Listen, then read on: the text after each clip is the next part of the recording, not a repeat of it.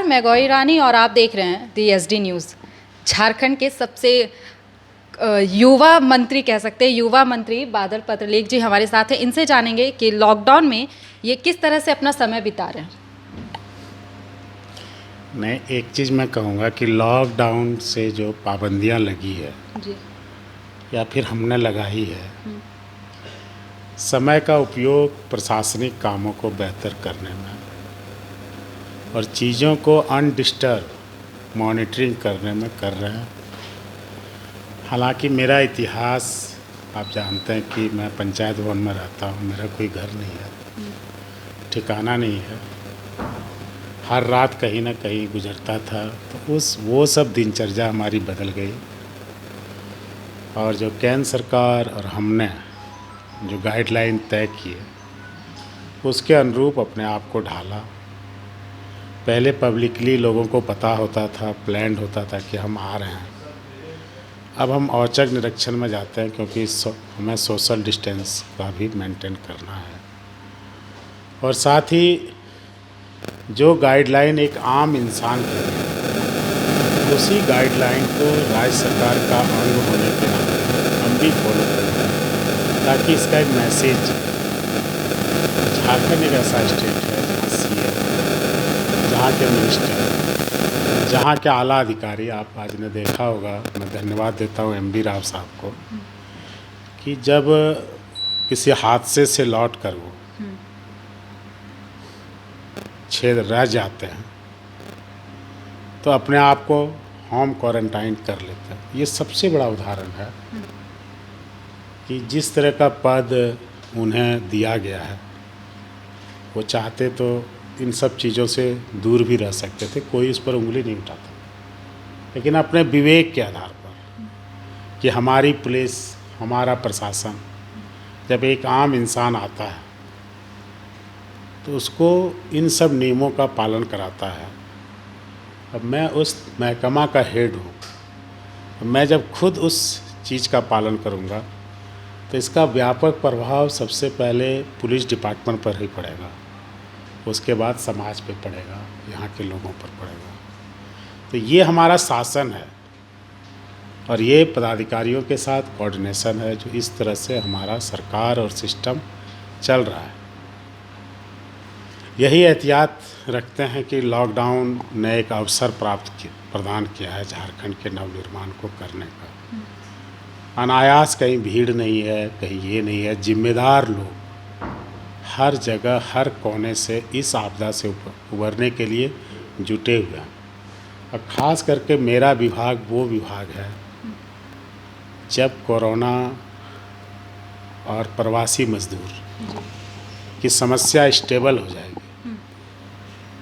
ख़त्म होने में अभी समय लगेगा, मैं कह रहा हूँ कि स्टेबल हो जाएगा, जब हम ब्रेक इवन पॉइंट को पा लेंगे, ये सारी चीज़ें हमारे कंट्रोल में हैं, तब यही वो विभाग है जो इस राज्य की, इस देश की दिशा और दशा को तय करेगी। तो जिम्मेदारियों का एहसास है और संवेदनशील होते हुए लॉन्ग टर्म, शॉर्ट टर्म सारे प्लान को अपने खजाने में जो कुछ है, मतलब औकात भर मैक्सिमम करने का प्रयास कर रहे हैं। साथ ही केंद्र की ओर बराबर आशा भरी निगाह से देख रहे हैं कि वो जो पैकेज की घोषणा कर रहे हैं उसमें से हमारे किसान को क्या मिलता है।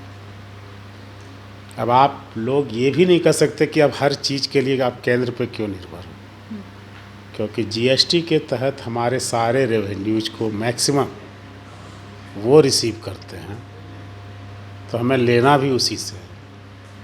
हमारी जो देनदारियां वहाँ पड़ी हुई है, हमें जो लेना है उन्हें, उनकी जो देनदारियां राज्य सरकार के है, हम जो पाते हैं वो पहले दे दें ताकि हम अपने सोर्सों से प्लान कर सकें।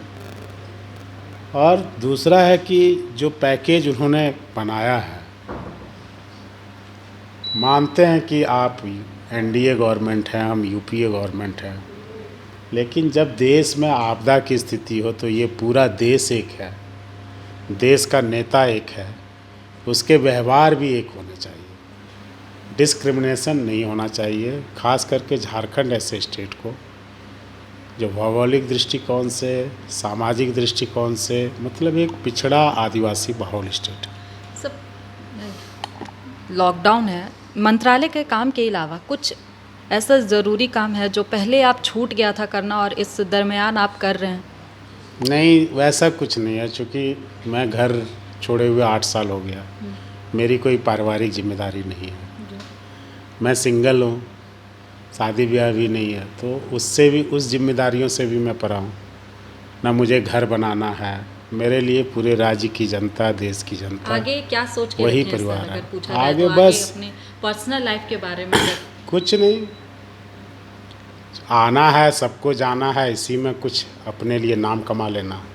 कुछ ऐसा कुछ अधूरा रह गया है, कुछ ऐसा काम जो इतने दिन से आप नहीं कर पा रहे थे क्योंकि जब लॉकडाउन नहीं था तो अपने क्षेत्र में, अपने विधानसभा के क्षेत्र में घूमना होता था, लोगों से मिलना होता था, तो वो चीज़ अब तो नहीं हो रही है। आप क्षेत्र में भी जाना कम हो रहा होगा, तो वो समय बच रहा है, तो उसमें वो आप क्या कर रहे हैं? खूब काम, ऑफिस में समय देता हूँ, अपने डिपार्टमेंट के लोगों से इंटरेक्ट करता हूँ, मीडिया के लोगों से इंटरेक्ट करता हूँ, और ख़ास करके देश के दूसरे राज्यों में हमारा कृषि विभाग क्या कर रहा है उसको मैं देर रात तक ऑब्जर्व करता हूँ। इवन रोज़ 3-4 बजे तक उसको देखता हूँ कि बंगाल क्या कर रहा है, झारखंड ये क्या कर रहा है।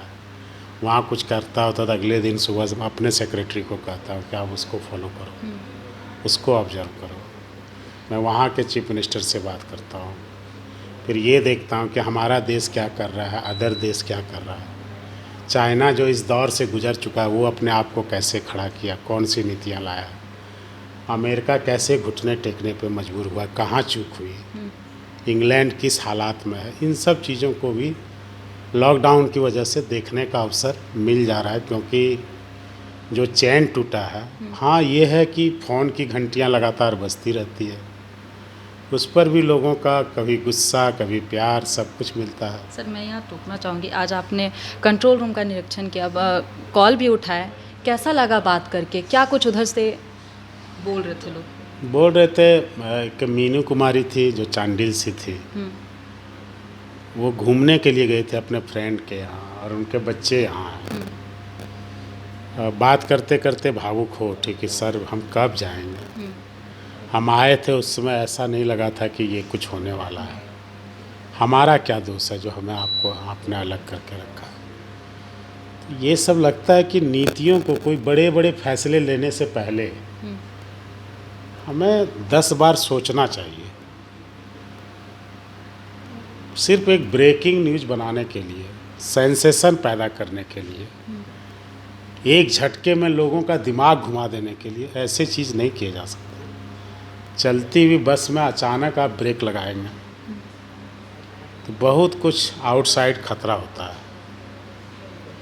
ये दौड़ती हुई ज़िंदगी को जो अचानक रोक लगाया, इससे ये सब साइड इफ़ेक्ट हुए हैं और लोग भावनात्मक रूप से टूट चुके हैं, जिसके कारण पैदल चल पड़े। अनेक तरह की वेदना वाली न्यूज़ आती है जो हमें शर्मसार की जाती है कि काश, और जिस तरह प्रवासी मजदूर आ रहे हैं और संक्रमण का खतरा बढ़ा है, तो हमें लगता है कि यदि पहले वो लोग आ जाते, 7 दिनों का समय दिया जाता, 15 दिनों का समय दिया जाता, तो संक्रमण का इतना खतरा नहीं होता जितना कि अब उस स्टेज में, क्योंकि तब तक उन स्टेटों में भी यह महामारी इतनी फैली नहीं थी, वहाँ भी चीज़ें कंट्रोल था।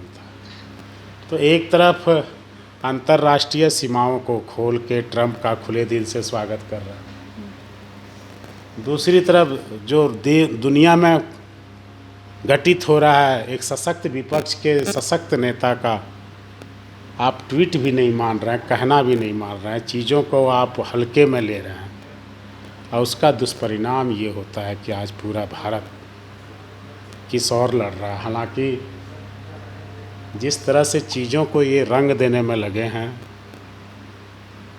वो हमारे लिए अच्छा नहीं है, देश के लिए अच्छा नहीं है।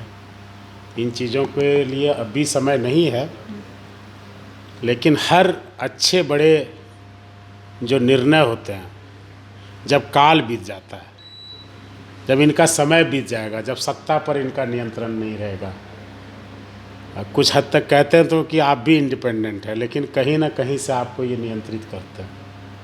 जब आप पर इनका नियंत्रण नहीं रहेगा तो फिर दूध का दूध पानी का पानी हो जाएगा कि अचानक ब्रेक लगाने से अर्थव्यवस्था में कहाँ तोड़ फोड़ हुई, कहाँ लोगों की उम्मीद टूटी, कहाँ हमारे सपने टूटे, ये सब चीज़ें आ जाएगी। इतिहास इन चीज़ों को याद रखेगा।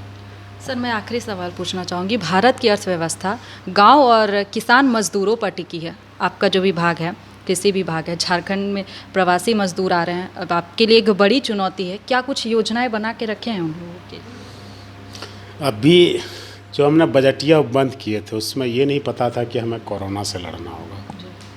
किसानों के लिए 2000 करोड़ की कर्ज माफ़ी रखी थी, जबकि टोटल हमने आकलन किया 7900 करोड़ की पैकेज है यदि हम सभी किसानों को माफ़ी देना चाहें।